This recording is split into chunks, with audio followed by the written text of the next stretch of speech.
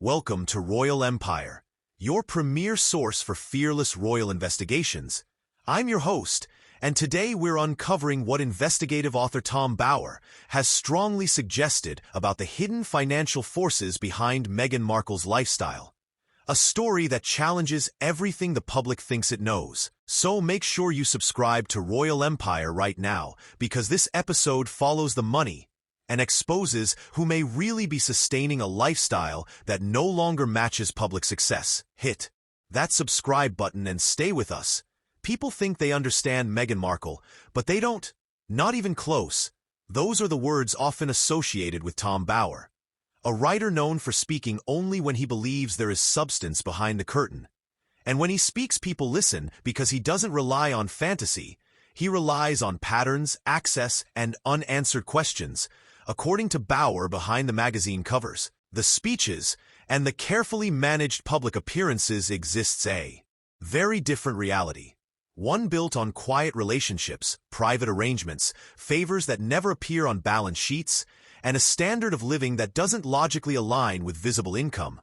Bower refers to this as the invisible hands, a phrase that opens the door to a deeper story about money, access, positioning, and influence that most people never see. And before we go further, make sure you subscribe to Royal Empire, because we are committed to following the financial trail where others stop asking questions. The central question is simple.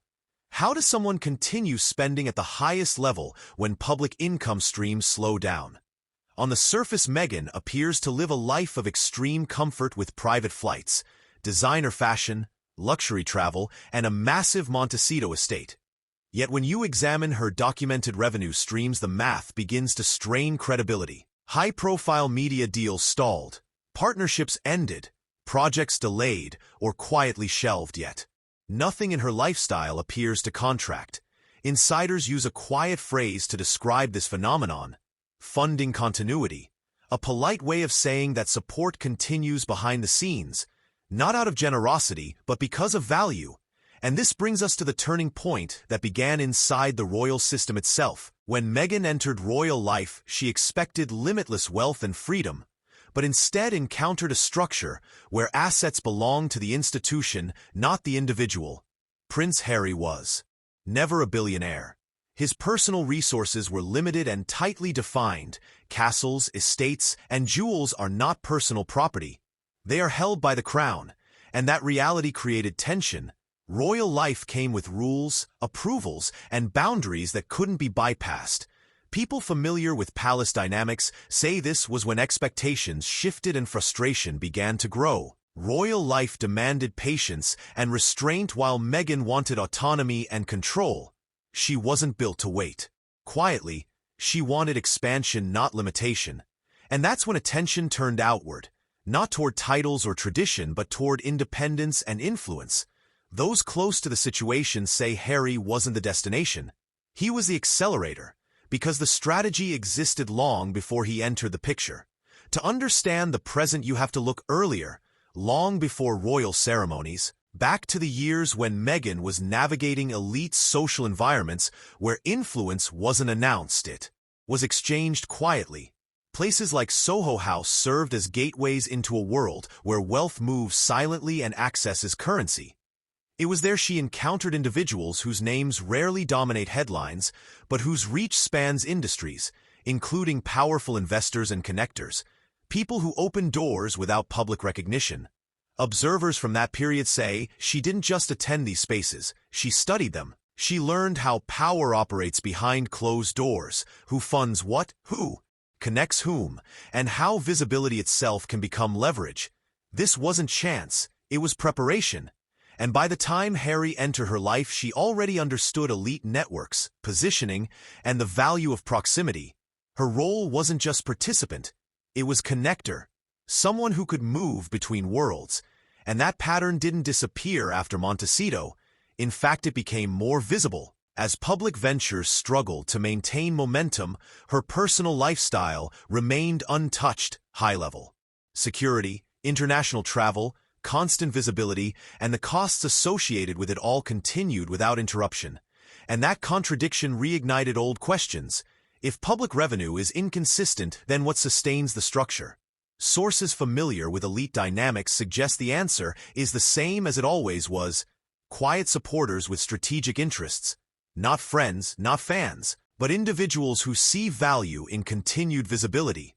Meghan represents a bridge between spheres that rarely overlap: entertainment, influence, advocacy, and royal association. And in elite circles, that bridge is valuable. Support in this world doesn't come with press releases. It comes with expectations, discretion, loyalty, and alignment. Because when someone helps maintain your image, they also expect protection of their interests. Independence becomes conditional, and silence becomes part of the arrangement. Publicly, the image is one of self-made success and autonomy. Privately, the numbers invite deeper scrutiny, and the absence of transparency only fuels the questions. When you trace the story from early elite circles to present-day luxury, the pattern holds steady. Access gained is never released. Connections once formed continue to operate quietly. And even when public attention fades, the machinery behind the scenes remains active. Because in this world, wealth isn't just income, it's sponsorship, positioning, and being useful to those who prefer to remain unseen. And that is why lifestyle continuity exists even when deals falter. Because the value placed on visibility remains. This was never a fairy tale, and it was never just about royalty. It was about continuity, strategy, and remaining relevant to the people who control access. And as long as that value exists, the curtain stays in place. This brings us to the end of today's Royal Empire investigation into the questions surrounding Tom Bower's observations about unseen financial support. We followed the trail from elite social gateways to modern luxury, from stalled public ventures to uninterrupted lifestyle, and from visible earnings to invisible backing. Because once you start looking closely at how elite influence actually works, the pattern around Meghan's public life becomes clearer and more complicated. What most people miss is that visibility itself has value long after contracts expire, long after headlines cool down, and long after public enthusiasm shifts. In elite circles, relevance is not measured by box office numbers or streaming charts. It's measured by access, perception, and positioning. And Meghan remains positioned in a way that very few people ever achieve. Even when projects stall, the image remains intact, and that alone is worth sustaining. People who operate in high-level financial networks understand something the public doesn't. You don't need constant success to remain valuable. You only need to stay present. Present in conversations, present in elite spaces, present in media narratives, because presence maintains leverage. And leverage attracts quiet backing. Insiders say this is why Meghan's lifestyle doesn't contract when public output slows, because the support behind her is not tied to performance in the traditional sense. It's tied to her continued usefulness as a symbol, a connector, and a talking point. She represents proximity to royalty without the restrictions of the institution, global recognition without official obligation, and cultural visibility without accountability to shareholders. That combination is rare, and rare assets are maintained even when they're not actively producing. Another layer of this story sits in the way her public messaging has evolved. The language of independence, empowerment, and self-direction is carefully curated, because it reinforces the idea that she stands alone. But people familiar with elite sponsorship models say the strongest arrangements are the ones that never appear transactional. The more independent someone appears, the less anyone looks for support behind the scenes. And that illusion is powerful. It shields both the recipient and the supporter from scrutiny. It keeps the arrangement stable, and it keeps questions unanswered. This is why financial silence matters, because transparency would break the spell. It would force people to reconcile lifestyle with income, and once that happens, the conversation changes. That's why insiders say discretion is not optional. It's the price of continuity. The expectation is not obedience, it's alignment, staying within the narrative lanes that protect everyone involved, never pointing backward, never exposing the structure, never disrupting the balance. And that balance is what keeps everything running smoothly. Critics often ask why public interest hasn't fully faded despite declining output. The answer is simple. She remains strategically placed, she still generates discussion, she still occupies space in a cultural conversation that hasn't closed its doors, and as long as that door stays open, there is incentive to keep her there. Because influence doesn't need applause. It needs proximity, and proximity is exactly what she maintains. This isn't about admiration or popularity. It's about usefulness, and usefulness in elite circles outlasts trends.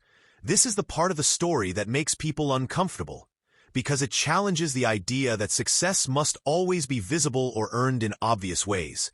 Sometimes success is simply being sustained, being kept in motion, being protected from decline. And when you understand that, the contradictions stop being confusing. They start making sense. As we move forward, this story will only grow more complex, because the deeper you look into elite funding dynamics, the clearer it becomes that money rarely moves without purpose, silence is rarely accidental, and continuity is never free. Make sure you stay connected to Royal Empire, because this investigation is far from over. The more the surface changes, the more the structure underneath reveals itself. And as always, when the story feels incomplete, that's usually because the most important part is happening out of sight. Make sure you're subscribed to Royal Empire, because we will continue to follow the money and ask the questions others avoid. Turn on notifications.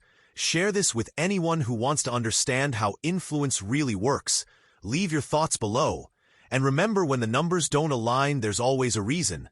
Thank you for watching Royal Empire. Stay informed, stay aware, and never stop asking who really pays.